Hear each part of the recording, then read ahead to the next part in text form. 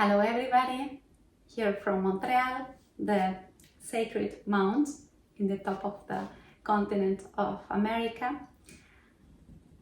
I am called today to come again towards you to discuss a new subject, and this is the hexagram. We have worked in previous videos on first the pentagram, which is the 5-pointed stars, and we started by the pentagram because it is the symbol for humanity, and I encourage you, if you have not seen this video, to go again and find it in our website and start by the pentagram. But if you're there, if you speak Spanish, or if you are willing to make a little effort and follow the subtitles, there's also a full cycle on the sacred geometry and power of the numbers by as taught by the initiate Pythagoras. I encourage you also to look at this, and because it has the keys to the fundamental knowledge that is needed to then walk ahead in the topic that we are going to open and unfold today. So let's go now into the hexagram. This is a two-dimensional form. You know that I want to be always very graphic, so I have here my little board, and we will use it to discuss together. So why I'm encouraging you to study first Pythagoras, because this ancient teacher developed all his sacred geometry based on the form of the triangle. So the triangle is actually 3 points united or linked together by lines, and this is the basic geometrical form that allows manifestation in this reality. And we start by the perfect form of the triangle, which is the equilateral triangle, and putting two equilateral triangles in balance, we obtain the hexagram or the 6-pointed star. As I said, the hexagram is a two-dimensional form, and it's analogous in a third-dimensional body is the octahedron. So we will continue and go deeper in this series, speaking later of the Platonic solids, but we wanted to set the basis, number one, with the numbers, number two, with the triangles, and this goes in the series of Pythagoras, and now the 5-pointed star as a representation of us, of human beings, so that it awakens our consciousness to understand the keys that are represented in our own body. And now we are moving forward to the hexagram, because the hexagram is a representation of a divine and powerful equilibrium where the spirit is in equipoise and balance with the matter to allow the awakening of consciousness.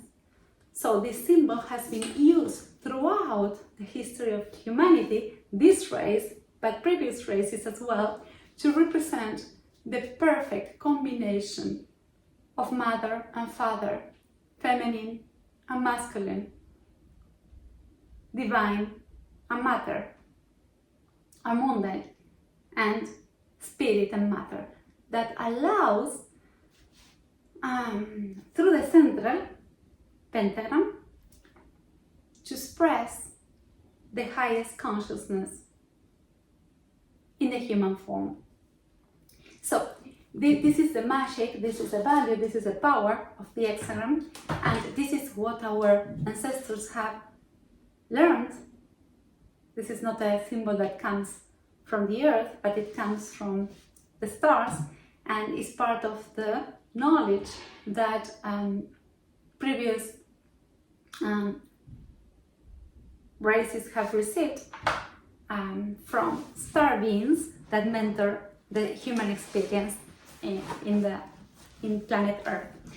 And the first time this symbol appears in a physical representation is 3,000 years ago.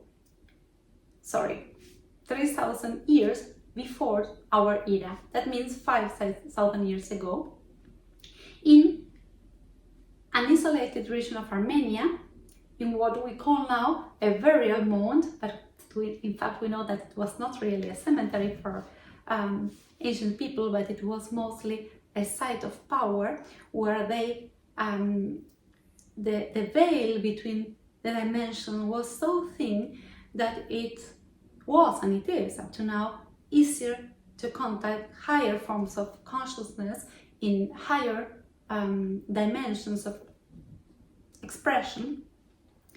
And because many of the sacred rites involved the passage afterlife, they also, as part of their ritual, perform their rituals in these sites. But it doesn't mean that it was just a burial place, but it was a sacred place where several rituals were performed, including the ritual of passage.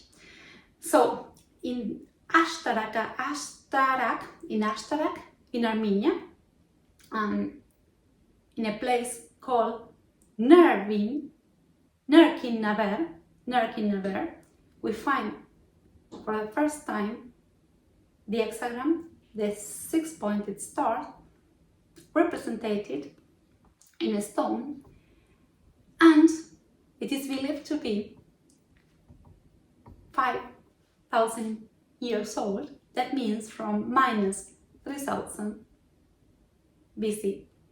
My understanding, the information that is received, is that it may be a little bit older, because it dates from the moment where we as humans transition from the era of Gemini to the era of Tauro.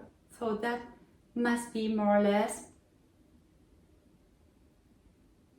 6,000 to 7,000 years.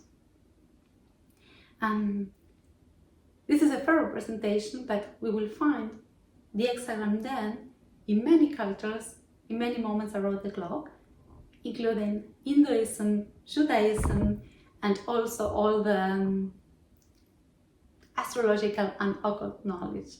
So, having triggered your curiosity, I invite you to go back, do your homework, look at the information given in the Pythagorean series and the series of the Pentagram, and join me again for the next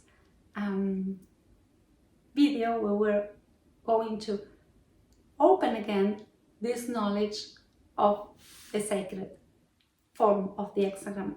Thank you very much and see you soon.